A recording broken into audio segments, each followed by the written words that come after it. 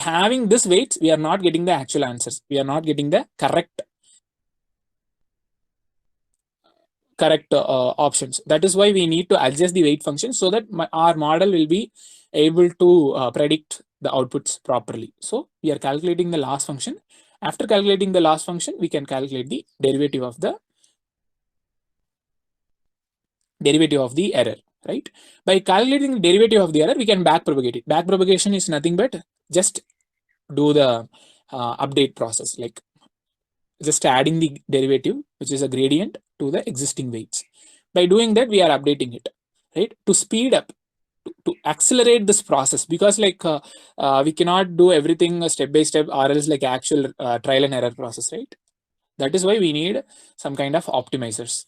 So the optimizers you can think about like a gradient descent, where we search for parameters in the huge behavior space or search space. Yeah, ideally it is like very sad that we don't have this soft computing in our syllabus, so that our students would have learned a lot of things with respect to the current computation, along with the process control. That would be very easy for them to learn a lot of algorithms or a lot of soft computing related things. It's no way like it's, but still we can learn from like outside resources. So have a look like how this training process look like. Once we train this model, we can directly deploy that in the actual actual environment, like where we need to control this switch on and off based on the given input, right? So this is how artificial neural networks are being trained. So let's go to how we can fuse the process control, and this is the main topic of our like this is kind of um, like, like core point that we want to discuss today. But without knowing what is process control or what is deep learning and what are the components of it, like we cannot like reach beginners. So let's say like this is the actual PID controller. We know, right? Like this is it could be termed as system or plant, anything. Like based on the input given, the system will give output, but we need to reach the optimal point, that set point. That is why we are using the PID controller, right? Every time this PID controller will take the error term, right? Based on the error term, this PID will control the will take the control actions. But we want to replace this PID controller, because the PID controller, even though the PID controller works fine, obviously we need error trial based parameter settings, right?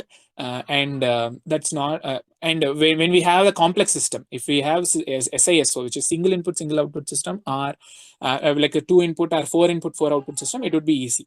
Let's say if we have a kind of drone, right? The drone or kind of bioreactor and all, like that will have a lot of parameters to be controlled, and a lot of input parameters which will affect the system, like a lot of disturbances. During that case, we might not able to handle the process control efficiently when we have just PID controller. That is why we have intelligent control system, which is neural network in place, right? Even you can use fuzzy also, but right now neural networks are the rock stars of any industries. So we wanted to train, right? We wanted to use neural networks. We wanted to replace the PID controller. We want to reach this state, right? To reach this state, which means we don't have any kind of PID controller. We are just giving the input. We are just giving the output, which is the error, to the neural network. Based on the error term that neural network collects, the system, the controls, the process or plant or system is being controlled. But to reach from here to here, we need to train the neural network based on the error and respective control output, right? To do that, we are adding another branch of neural network along with the PID controller, where this neural network will collect the input and the control outputs, so that the neural network will be trained on errors and control output. Like how much, if in future, if a neural network receives receives any kind of error, how much control action should be taken, which means it is nothing but approximating the function that we have written here. Approximating the function that we have written here, where in actual terms we might not end up in optimal parameters, which is KPK, IKD.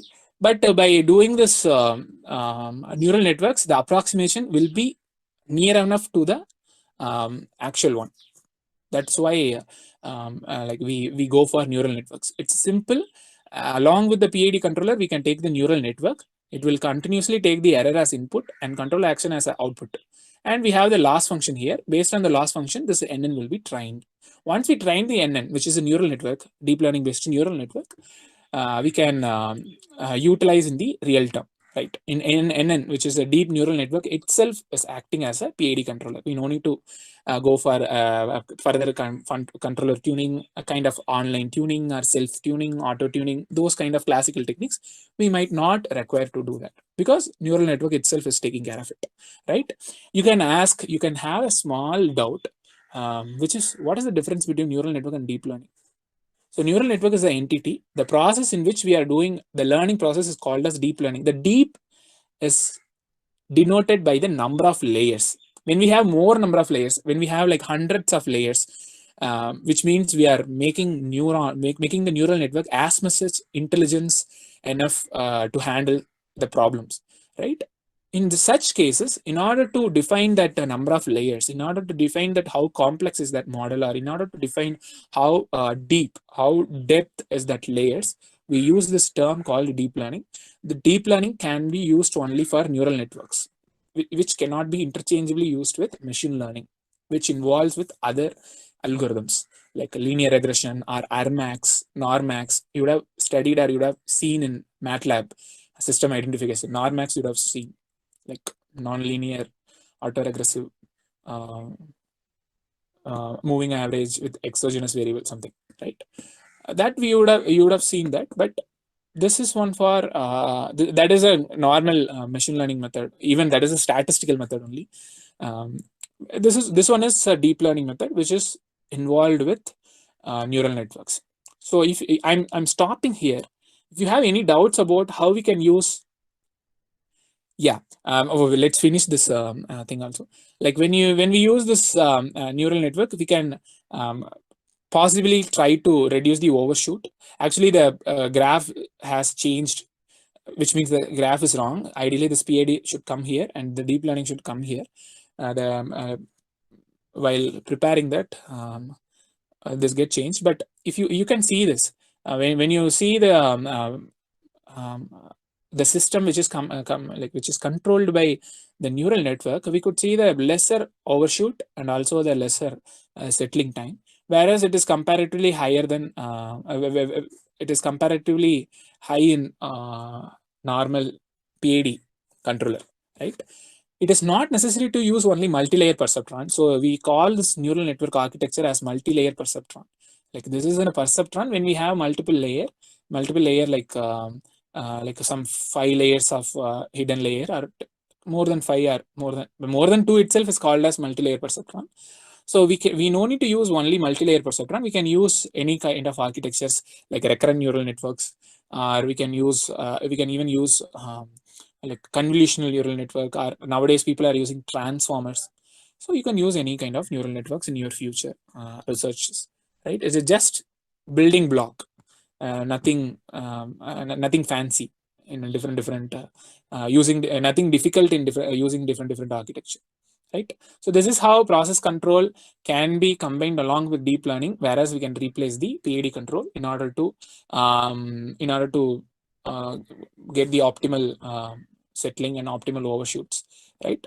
So if we have time, or if we have opportunity to set up a FDP or workshops, we can obviously do these things in hands-on, like because 1 hour we can't cover everything, or 1.5 hours we cannot cover everything along with the hands-on theory with the hands-on. So if we have 3 days continuously, we can go with slow learning along with hands-on in Python. We can do in Python also, right? Ideally, in this point, I would urge, or I would suggest everyone just go with the interdisciplinary perspective, where you can learn your own domain and also absorbs the emerging one, which is artificial intelligence, or else a kind of system design or game theory or reinforcement learning. Likewise, you can adapt anything and use that to your domain of expertise, so that it will be fun, and also it will be a kind of a lot of learnings would be there. This is how even I'm pretty lucky. I'm getting this opportunity to work with AI and along with a process control kind of projects only I'm working now. Kind of smart manufacturing process, and we are building some process control system for that and quality control system for that. So okay, this is how process control works. If you have any doubts, you can raise your question. You can raise your hand. You have that option in Google Meet, or you can put the question in chat box. I'll try to answer it, and we can move on to the next step. Okay, in normal projects, even I had a project. I think I am the only one who had a project with controller tuning, along with evolutionary algorithm during my 2019 passed outs. Passed out bachelor thesis. So in that, obviously everyone used to follow the same step. First one is designing the control system. Once you design the control system with a random or like some preset KPK, KD values, is process controller parameters. Obviously we go with controller tuning. We can either use Ziegler-Nicholas or Cohen-Coon auto tuning, or even people nowadays using a lot of mixers of evolutionary algorithms. So let's see like how we can use neural networks to optimize the existing PID controller. So we will not replace the PID controller, whereas we will help the PID controller to have the optimized process parameter. That is the difference between this and that. So this is the controller where we replace the neural network, where we replace the PID controller with the neural network. But here in this controller tuning, controller self-tuning, we will not replace the PID controller, whereas we will assist the PID controller to have the optimal KP, KD value using the neural network, right? So the structure is very simple. We have a feedback network in which the neural network is learning something. The output is nothing but an optimal KP, KD value. You can ask what are the inputs. So neural network is learning something, and the output is optimal KP, KD value. But what is the input? From where it is learning actually, right? That let's see the system structure here, and let's get into the architecture, like what's happening actually inside the PID based neural net, PID based controller tuning in the next slide, right? So the neural network is there, but we are giving 4 different types of inputs. One is a set point we are giving. Okay, we obviously need set point. Based on the set point only, it can learn something. Okay, for this particular set point, we would require KP, KD in this particular level, right? And we have a error, like how much error. Based on the error also we need, right? And the feedback, which is the controller output. So what is the controller? If I take some controller output, what would be the change in system? So we would require that controller output and an actual output, right? 2 outputs are there. One is a controller output and actual output, and we have a set point and error. Based on these 4 parameters, set point, error, controller output, and output, the neural network is learning something and producing the optimal KP, KI, KD value. But you might have a question, against what? Because obviously there should be an error term. From the error term only, we will calculate the back propagation, and the weightages will be updated so that we can get the correct output, the required output, right? What would be the performance metrics, or what would be the loss function? In a real time, how are we judging? How are we judging the performance of the process controllers? We have a matrix, right? Integral errors, integral absolute error, integral square error, integral time absolute error. Likewise, we have IAE, ISE, ITAE. Likewise, we have multiple error terms, right? So we will utilize that error terms, which means we have a neural network. It's a simple neural network. According to your creativity, you can create n number of layers or put some different layers. But the inputs are this much only, like error, output, controller output, set point. I'm not leaking any data, which means I'm not giving any KP, KA, KD to input. We should not give it, right? We should not leak the outputs, right? So we have given the input and output. This is being predicted. As soon as we predicted the KP, KA, KD, we are giving it into the PID. So this PID will control the system. And once we control the system, we will get the errors, right? Obviously, whenever we are controlling the system, whenever we are doing whenever we are taking the PID actions, which is a control actions, obviously we will get error. From the error only we can calculate the integral errors, right? Like IAE, ITA, like how much error is being accumulated over time.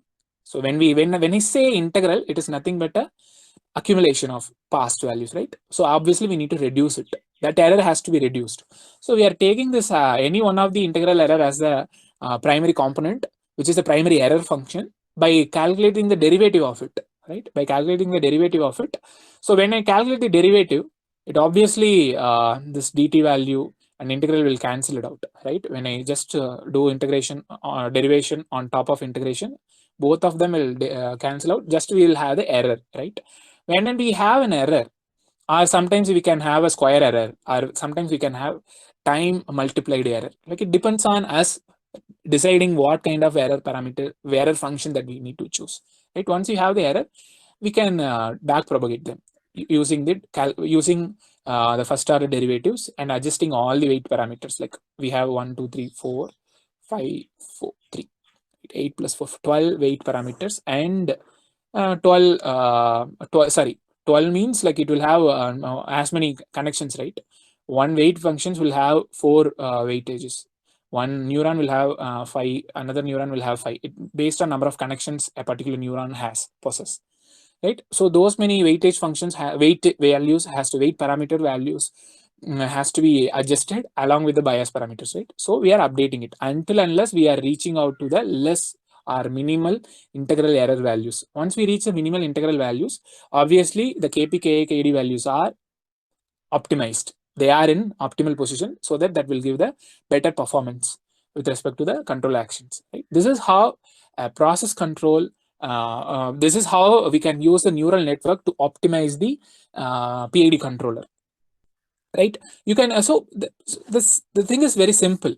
So instead of putting some equations, like we will do some computation, right?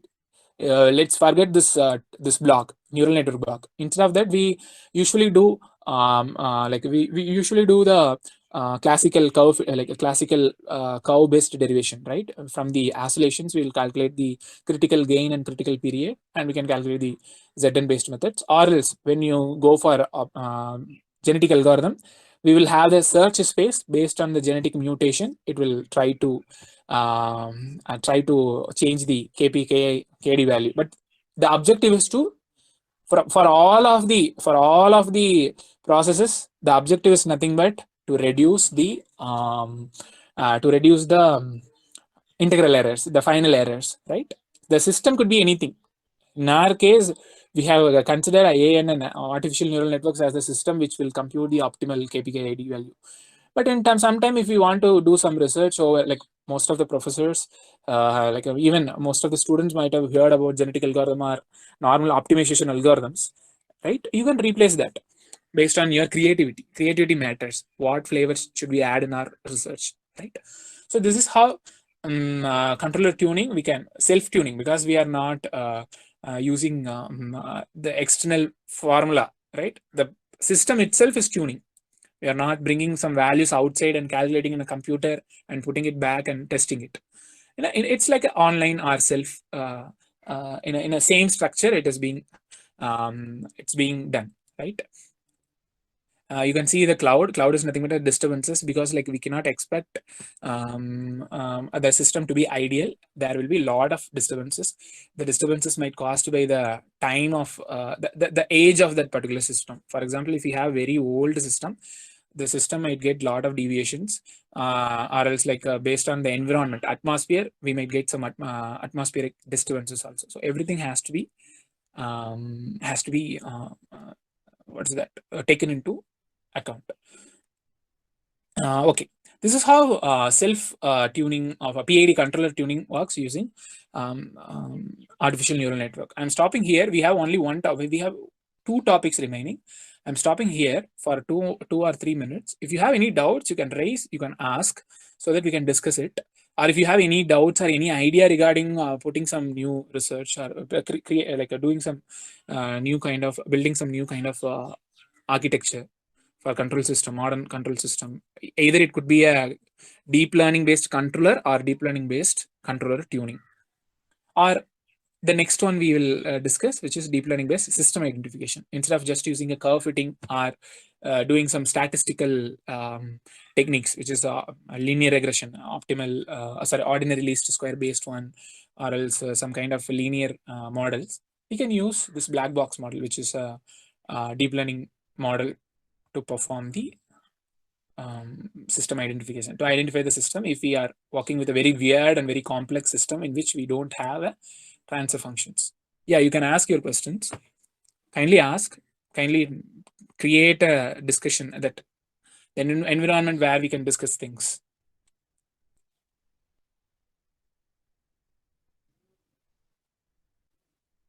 Or if you feel you can ask later, you can have it, or you can personally ask the questions, or you can send as a message, or put in a chat box we have in Google Meet, that you can do. Yeah, okay.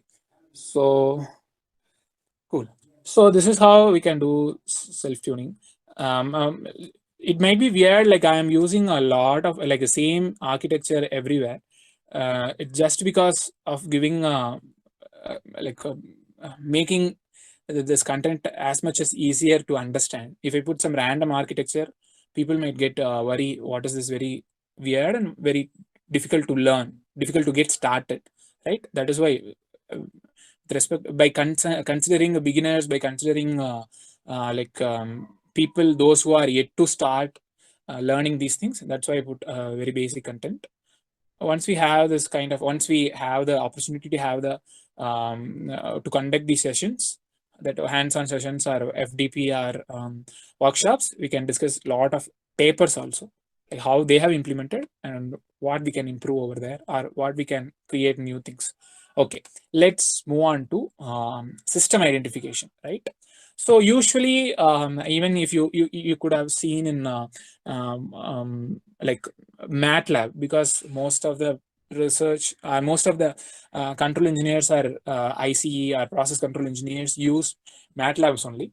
But being I am being working in a IT related, like a data science field, we daily day to day we usually use Python only for day to day task. So programming language is not a barrier. You can use any kind of programming language. It's just a computation, right? Instead of we just taking a calculator and doing something, our computer is going to do, we need some interaction platform, which is for Python or MATLAB, anything you can take. But in MATLAB, you could have seen some toolboxes, control system toolbox, a system identification toolbox, neural network toolbox. In system identification toolbox, you'd have seen that kind of linear models, non-linear models, and all. Everything is a statistical model, which means based on the input and output, if you define whether it could be a single order system or a double order system or multiple higher order system, we can fit the curves or fit the equations, linear equations, right? Or based on the thing, we can decide whether that is a linear or non-linear also, right? Obviously, when we don't have any information about the system, when we don't have any information about system, we just have the inputs and output. We wanted to build a neural network. We wanted to build a control system, right? During that time, it is necessary to identify the system in the first place. Without identifying the system, we cannot we cannot design a control system like PID, or like adjust some parameters, or to judge what kind of changes we can do, rather than instead of just controlling it, some other parameters we need to consider, right, to optimize it or to reach the desired point. So in such situations, we need an approximation, or we need a like curve fitting, or kind of a modeling technique, data driven modeling technique, in which we can fit the input and output so that we can have a system to proceed, right? So so that is why we have taken a neural network perspective of system identification. For example, when we don't have a undefined, when we have an undefined system where we don't have any kind of functions, transfer function or PDE or state space model, we can give just the input and output, right? During that, we can build a neural network where we can train our model to predict this output. So if our model is able to predict the output, it means it is replicating the system, right? For example, if I am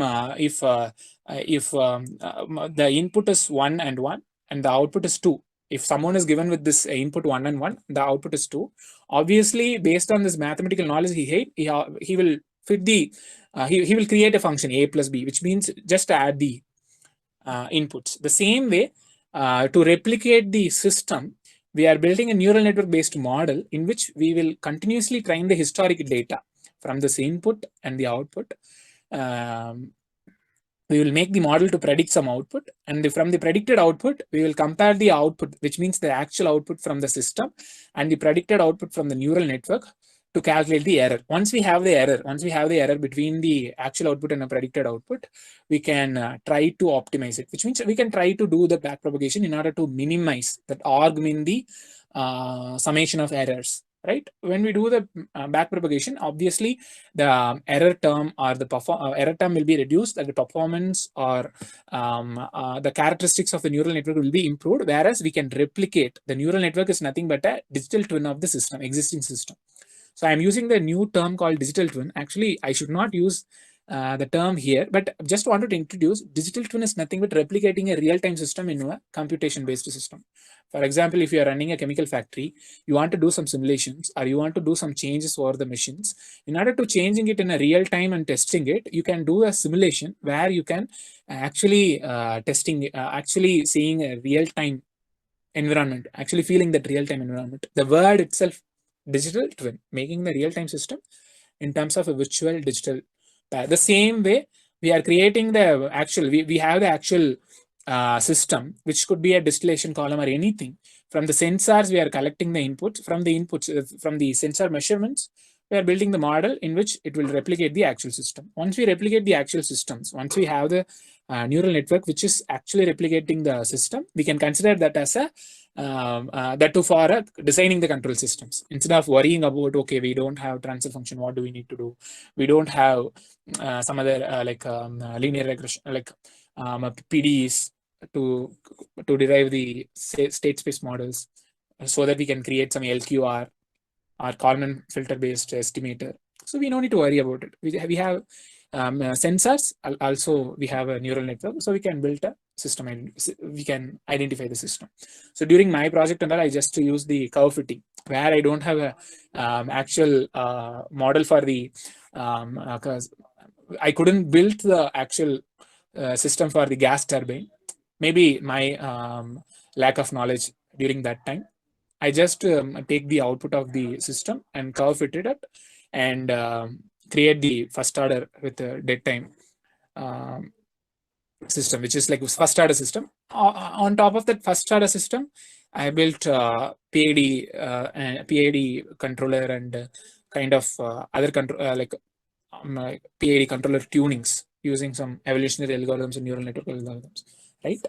So likewise, you can add your features, like you can connect all three dots, like identifying the system using deep learning in the same project, along with building a neural network based controller and tuning them, right? You can, it's up to you, like putting combinations of these combinations of learnings, right?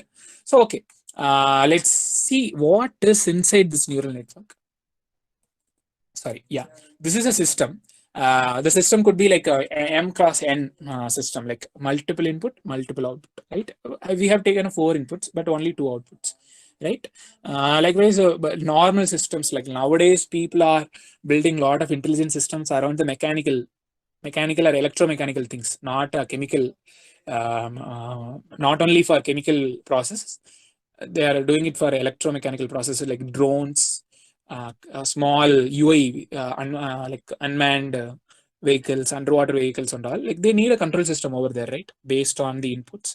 So the inputs could be like instead of 4 inputs, that could be like some 10 or 15 inputs. For example, in like in a drone, we might have some 5 inputs, some 6 or 7 outputs, like yaw, roll, pitch, and some acceleration and altitude. Like a lot of things would be there, right?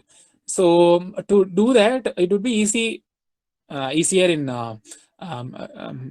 neural networks. In YouTube, you can find a system identification using a neural network, where they have built a system identification network using neural network for a drone, in which even if you put a lot of disturbances over there, the controller is able to able to handle such situations, because that is robust enough, because that is learned a lot from the different situations, right? Okay, let's look into what is actually inside that. So we have a 4x2. So all the 4 inputs are given to the neural network, and the neural network is trying to learn and predict the outputs, which is same as this y1 and y2. Once we predict the outputs, we are calculating the error, and the error is being transported. The error is being backpropagated. So once we predict this neural network model, we can remove or we can avoid this actual physical system, and we can just use the neural network model for the further applications. Neural network like control system design or tuning or some other use cases.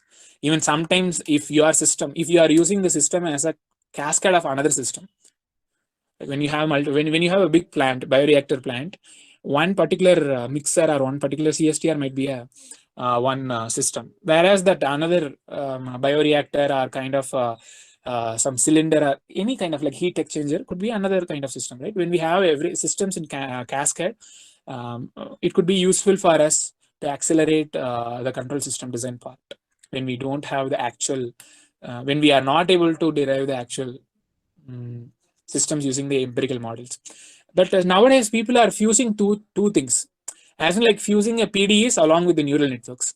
So instead of, they are not just like they're not just rely or believe neural networks, they still need the domain knowledge. So they are collating, they are combining the domain knowledge along with neural network, which is called theory driven neural networks or physics driven neural networks, in which we will also have a control system logics, control system empirical methods along with neural network, instead of just having a neural network or just having a empirical methods. It's a fusion of two things. It's a kind of hybrid data driven models, right? This is how system identification is being done using neural networks. You can try it out. Yes, like MATLAB is providing a lot of models. Instead of just giving a neural network model, it is giving a neural network driven and Normax what is that? Normax model, yeah, NARMAX, Normax model, along with neural networks. So you can try that also. So this is how system identification. Okay, we covered that. If you have any doubts, just have it. I will come back to you. So once we have this, so far we have studied about neural networks and how we can use it for 3 different aspects of process control. That too, like a bit initial stage. Then advanced neural network or deep learning based methodology, which will be actively used in neural networks, is reinforcement learning. Don't just limit yourself with chemical process control. A lot of process control systems are there. Like even Tesla is rely on control systems only in unmanned like automatic vehicles. Like robotics starts from here only. Automated things starts from here only. So starting from here only. So you can take any kind of system, robotic arm or like a pipe climber robot or like a drones, unmanned vehicles. You can take anything, right? That system, you can take any kind of system. So in such situations, the reinforcement learning is widely used in industries, widely used in automobile and the new age, like new age automotives, right? Even we do use in data science, to predict the stock values, like how much stock prices would be there, to create a recommendation engine, like in Amazon and all, you are getting some recommendations, right? And recommendation engines and kind of based on the preferences, you are getting some ads, right? Based on that and all, like people are start using reinforcement learning. So just to have the basic introduction about what is reinforcement learning and how come it is related with deep learning and how it can be used in process control. So deep learning is a wide topic. It has to be learned a lot of things, but just to give a gist about it, just to trigger the interest towards reinforcement learning, let's see. So for example, I have a normal system where we have a PID controller in which we are controlling the system. It could be any unmanned vehicle or drone, anything. A PID system we are using, but we wanted to replace this PID system. We don't want this PID system. We want an agent, someone. That agent, let's say Prabhakaran is an agent, right? Whenever this, as an agent, my duty or my objective is to, obviously, my objective is to reduce the error in a set point and the output, and make the system stable and the system to reach the desired state, right? For that, obviously, like a control output, like a controller output, I will do some actions. Like I can switch on or switch off, or I can adjust the levers, adjust the controllers, so that I will do some actions, some random actions or something I can do to make the system to reach the desired state, right? Whenever I do some actions, obviously the system changes. The system is defined by states, right? That AX plus BU and CX plus DU. Likewise, we will be having the state space model. Like the same way, every time we do some action, system will get changed. The system, the states of the system will get changed, right? Once we get the system changed, obviously the system will give me the reward, like how our department or how any kind of institution giving some rewards whenever people are learning something new or whenever people are doing something great, right? The same way system is giving me some reward. Okay, I have been benefited due to your action.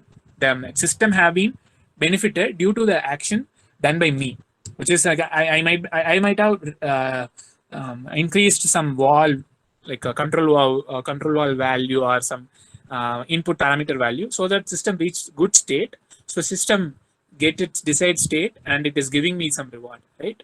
So once I get some reward, obviously if I get some money or if I start earning some money or if I get some award or if I start getting some appreciation, obviously it's a humankind. Everyone wants to secure that place. Everyone wants to increase that. It's like accumulating wealth or accumulating the knowledge, accumulating the intelligence. The same way, the motto of an ideal agent, right? The motto of agent Prabhakaran would be accumulating the reward. It's like as much as I want to increase the reward point as much as possible. So what would I do? I need to do the correct actions always. To do that, instead of doing a random manner or instead of just memorizing the formula, okay, if I put some formula, I will get some output so that the model will give me the performance. Model will give me the reward. So no, that won't happen. So I need to understand the model. I need to presume that, which means I need to foresee things. Based on that only we can get good reward points. So something I need to learn about the model so that I can get more reward points, right? So the same way you can replace this agent current, which is a human being, with a computer, with a computation, with a machine, which is an agent, and the system remains same, so that the system will always tend to learn something in order to increase the reward points. When I say increasing the reward points, obviously the system is going to be in a desired state. It's going to be in a stable and desired state, right? So that way of learning the system, way of learning about the in and out of system, and how if I take some action, what would be the state change? What would be the resultant impact in the system? So I need to learn that, right? If I do something, what would be the adverse effect or what would be the impact of it? If I learn that, I can easily judge, I can easily predict, okay, we can do this is the strategy we need to follow. Likewise, learning that strategy is called reinforcement learning. So here the reinforcement meaning we are getting some reward, we are getting some reinforcement. Okay, you should not go this way, otherwise I will put some penalty. If I do some good deeds, I will get some good rewards. So when I get that strategy to increase the reward points, obviously we can reach the target state, desired state, at stable state, right? This is called as reinforcement learning. You can imagine this for any kind of day-to-day life system, as in like our education system, our employment system is a system, and we as an agent, if you do something, for example, if I learn some webinars, or if I learn some courses, or if I do some projects, obviously that is on action. Based on that action, I can get some state change, which means I can place in a good company, that is on state change. I can get some good salary, that is on state change. Based on the states, we can define whether that is a good state or bad states. We can define what kind of reward that we are going to get, whether we are getting some prizes or whether we are getting some like abuses, or whether we are getting some what is that, upset or kind of bad name from our parents or colleges, right? So based on our action, we are deciding, right? Okay, this is the pandemic period. We need to adopt that system, which is an environment, the pandemic environment. We need to learn something so that only we can get good company. We can get into a good company. We can get into a good research field, or we can get into a good salary band, right? The same way only everything works. So we as an agent, we always think about our life. We always think about our growth in career. Based on that, we are strategizing that. The same way machine is strategizing so that it will get more rewards. Always, parallelly, it will make the system to stable. So this is how we can use the reinforcement learning to process control and deep learning. So there are a lot of methods in learning this system. So understanding the system and making the strategy. The strategy is called as policy. So there to get the optimal policy in order to reach higher number of accumulated rewards, there are a lot of equations, a lot of algorithms are there. Deep Q learning, policy gradients, actor critic model, temporal model. A lot of things are there, but it's very early stage. If I put everything in a 1.5 hour session, or like in an initial session, it will distract people, or it will make others to fear. So it's just a simple and a decent introduction with an analogy of me. So you can take this as a, you can note it down when you have time, or if you are interested, you can start your research. By doing self-learning only, we can explore a lot of things, right? Pandemic has proven that self-learning is the new age learning methodology. Okay, this is how process control works and everything. So we have covered the topics for the day. Like I've taken like hardly 1.5 hours, 1 hour 22 minutes. Like, but still we can discuss. Like the next step is from the learning from the today. Like the learning from today, you can like you can build some projects. You can take any one of the unknown or known system. Let's say binary distillation column, or a drone, or a UAE, or kind of a mesh cell, any system you can take. Most of the systems are defined only. We can get the equations, like we can get the state space models or transfer function models. You can design a control system using neural networks. Otherwise, if you don't have, if you don't want to do existing or benchmark problems, obviously you can go to your bike, or you can go to, you can take your electric rice cooker or anything like a small system, or even you can take a COVID cases, just to take an input output, identify the system using neural networks, build a neural network based controller. Or if you know about biologically inspired algorithms, you can use those algorithms like genetic algorithm or particle swarm optimization. You can use. It's like adding flavors to your research, adding flavors to your projects. That's it. And we can plan for a 3 days or 5 days hands-on session if you like this information, or if you learn something new from me. If you found my content is useful for you, you can do that. Yeah, that's all about today's session. If you have any doubts, kindly ask. We can discuss it. Yeah, kindly you can you can unmute yourself and ask. If you want to add any points, if you have any doubts, or if you have any ideas to be implemented, we can discuss it.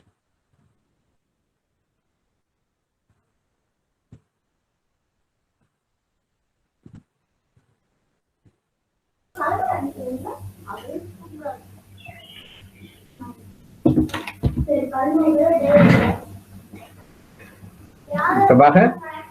Yes, sir. Yes, I hope something you have delivered to our reasonable audience. So, on behalf of the audience and the Department of Instrumentation Engineering, I'm thanking Prabhakaran. Those who attended that session, please fill the feedback form. It will be very much useful for us to conduct such a kind of other seminars like this. Prabhakar, possible give the talk to the students separately, not here, which will be conducted like an alumni meet in the forthcoming week. Please join with that meeting. Yes.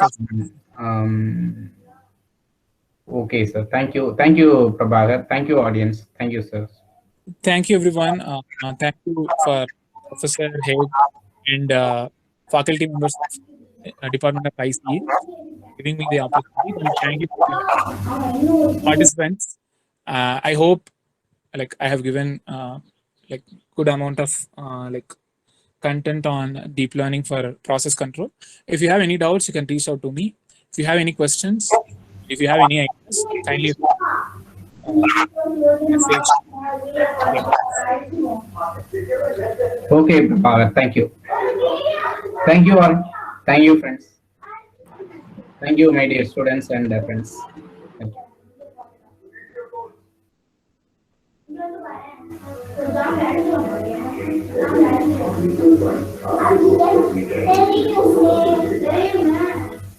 you.